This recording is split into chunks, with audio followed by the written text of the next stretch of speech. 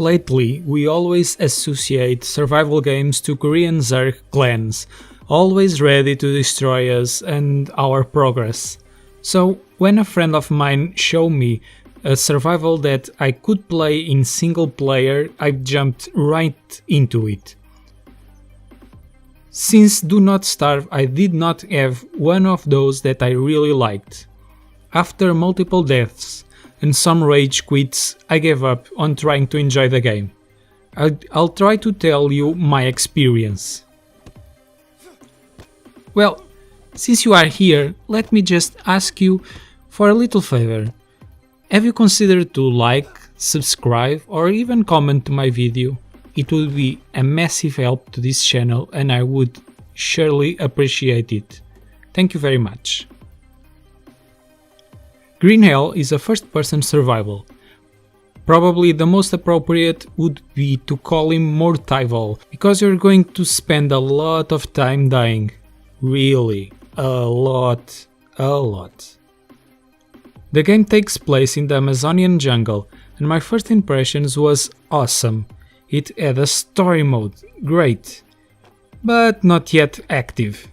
What a disappointment. They give us a little bit of it as a tutorial, which seems quite interesting. Then it's over, it's just over. Graphically, the game is a beauty. We are really sure that we are in a jungle, and a very green one, like the title says. Although it seems to me that the game is something on the dark side.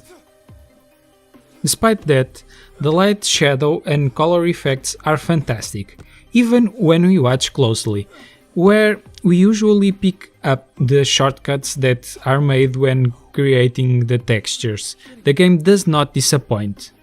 What really disappoints is the optimization.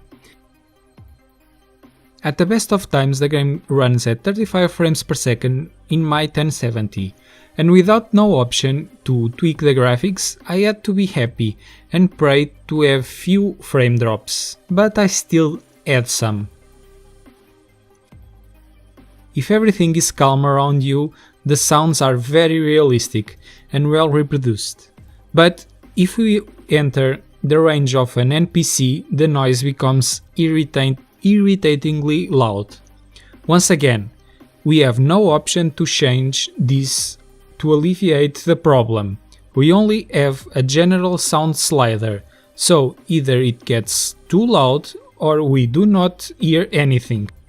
This excessive sound could even make some sense if it provided distance clues to aware us from where the danger came from, but it did not, or we heard or we did not hear. So, one of the things I least wanted was to get into the range of a swarm of bees. That would always make me lose my mind with that irritating sound. And speaking of going crazy, we can also get crazy in the game, and believe me that this will happen frequently. The problem is that we hallucinate, and our hallucinations cause the same problem of the bees: too loud sounds. As for the game itself, it's a stupidly difficult survival. I always played in the easiest mode, and even so I could never get past the first few days. Hunger, thirst and permanent sleep, spiders and snakes that appear in the places we cannot detect, jaguars we could hear but we did not know where they were, and that could kill us almost instantaneously, tribes that or either see us where they should not, or we are right next door of them and they do not detect us. This just to talk about the biggest issues, because you can do a wound, get leashes or worms every 5 steps, and you do not have a proper warning at the time. You realize that you have them when you start to gain madness points.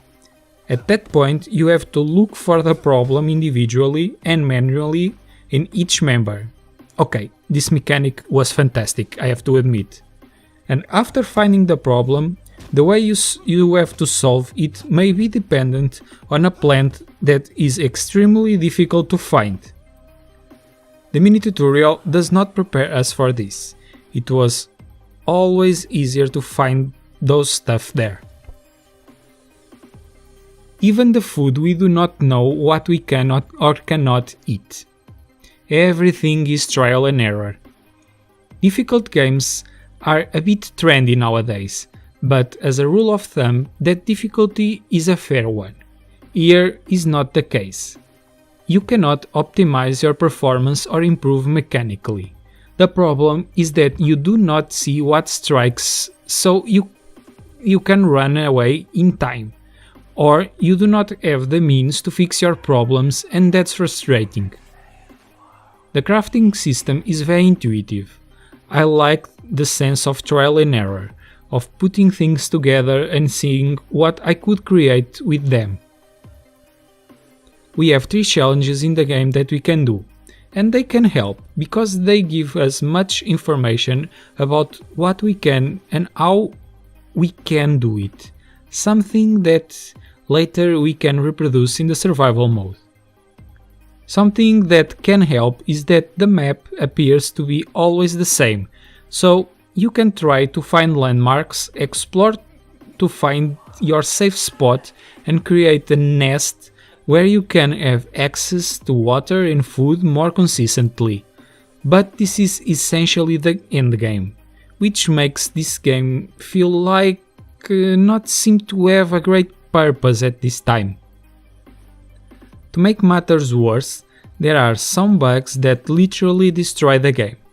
I can give you an example of what happened to me more than once.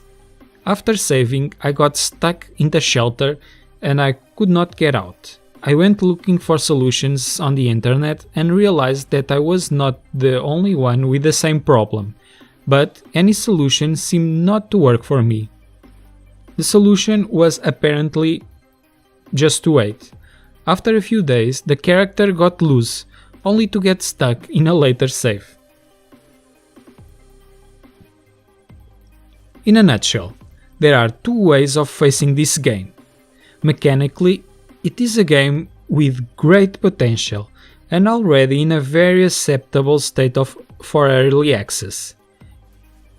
It's a serious survival for players who want reality, who want something hardcore and that does not treat them like kids. In this aspect, it seems a very realistic game, well made and with great ideas. If you look for something where you can relax, just stay away from this game, because it does not work. It is not for you. It's a constant stress. I think that an easy mode makes sense, not just with one word to say that it's easy, but then we end up dying 20 times in 5 minutes. Finally, I add that there is a well-defined roadmap released by the creators. I would like to see where this story goes and how it's implemented. Maybe I'll go back to the game by then, but for now, I want distance. Take this game away from me, please. See you next time, guys. Bye!